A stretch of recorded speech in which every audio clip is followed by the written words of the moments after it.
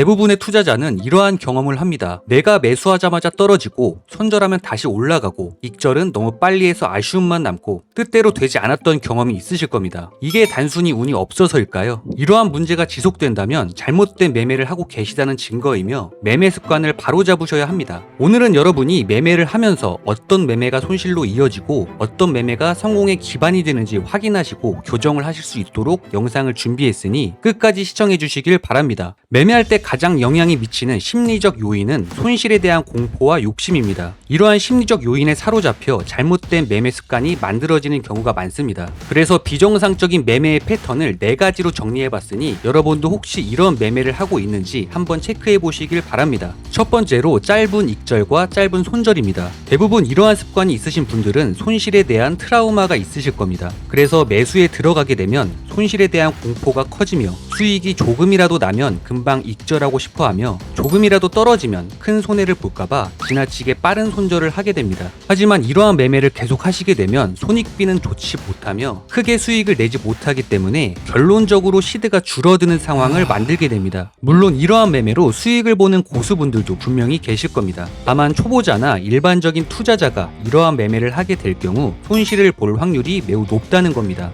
두 번째로 짧은 익절과 긴 손절입니다. 익절은 짧게 하면서 손실이 나면 자꾸 손절을 미루는 경우인데 이것은 매우 위험합니다. 여기서 매매를 하고 여기서 익절을 하려고 했으나 기회를 주지 않고 하락이 나오게 되는데 이 부분에서 손절을 해야 했으나 그러지 못하고 추가적인 하락에 크게 물려버립니다. 보통 손절을 못 하시는 분들은 학습 효과 때문인데요. 과거에 내가 손절을 짧게 잡았을 때 그 다음 바로 상승이 나온 경우가 여러 번 있었기 때문인데요. 그렇기에 조금 더 버텨볼까 라는 생각으로 손절을 잘 못하게 됩니다. 손절은 기술적으로 정확한 기준을 잡아야지 막연히 올라오겠지라는 희망에 기대선 안 됩니다. 세 번째로 잦은 매매입니다. 보통 투자자들은 매매 횟수가 많으면 더 많은 수익을 낼 거라는 착각을 하고 있습니다. 하지만 잦은 매매의 문제는 우리가 기계가 아니기 때문에 결국 뇌동매매로 이어질 수 있는 확률이 높아지며 거래소 수수료도 많이 나가며 결국 손실을 볼 가능성이 커지게 됩니다. 물론 단타 및 스캘핑 위주의 매매로 잦은 거래 스타일이 맞는 분들도 계실 겁니다. 다만 그러한 매매를 하시려면 확실한 매매 원칙과 부단한 노력이 요구됩니다. 성격이 급하신 분들은 뇌동매매가 많이 발생하기 때문에 특히 이러한 잦은 매매를 조심하셔야 합니다.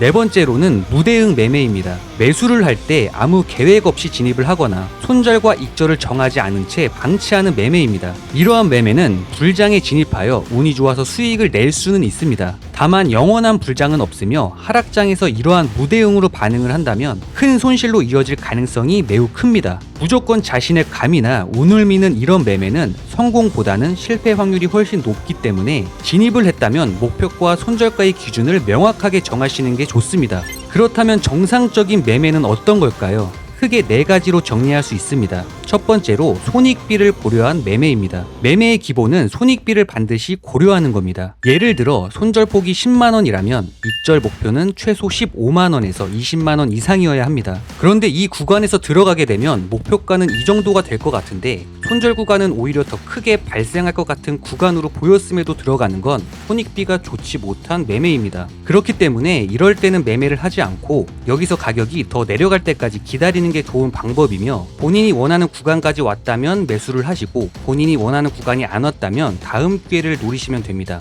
두 번째로 매매할 때와 쉴 때를 구분하는 매매입니다. 우리는 대부분 모든 구간에서 매매를 하곤 합니다. 하지만 매매는 본인이 자신 있는 영역에서만 하시는 게 좋습니다. 차트를 보시면 거래량이 터지며 상승이 나온 후 횡보하는 구간이 나오게 되는데 차트가 지속적으로 횡보하거나 거래량이 없는 자리에서는 수익을 내기가 매우 어렵고 지루한 싸움이 될 수 있기 때문에 과감히 쉬는 것도 전략입니다. 거래량이 터지거나 전고점을 돌파했을 때 들어가도 늦지 않습니다. 그런데 거래량 터지는 부분에서 사라고 하면 꼭 고점에 물리시는 분들이 있습니다. 거래량이 터지면 무조건 들어가는 게 아니라 가장 이상적인 자리는 상승 초반을 노려야 하겠지만 여기서 들어가지 못했다면 상승 이후에 눌릴 때를 기다려야 합니다. 위험한 자리에서는 매매를 하지 않으며 횡보장 또한 매매를 쉬어주며 때를 기다리는 게 중요합니다. 세 번째로 시나리오를 세우고 그대로 실행하는 매매입니다. 막연하게 세우는 게 아니라 확실하게 계획을 세운 대로 그냥 대응하시면 되는 겁니다. 손절가는 어디로 잡을 것인지, 익절은 어디서 할 것인지, 단기로 들어갈 것인지, 장기를 목표로 들고 갈 것인지, 그리고 변경사항이 있으면 체크하면서 홀딩을 할 것인지 아니면 팔 것인지 결정하시면 됩니다. 보통 매매에 들어가실 때 장대 양봉이 나오게 되면 무지성으로 매매를 하시는 분들이 많습니다. 일단 진입하고 생각하자라는 식으로 대응을 하시는데요. 그렇게 될 경우 단타로 들어갔는데 손절을 못하고 장투가 돼버리는 경우도 많으며 시나리오가 없기 때문에 매매에 불안함을 느끼며 흔들리게 됩니다. 그렇기에 매매에 앞서 반드시 확실한 기준을 잡고 매매하는 습관을 만드셔야 합니다. 네 번째로 심리적으로 편안하고 여유 있는 매매입니다. 어떤 전문가가 특정 구간을 매매 포인트라고 강조하거나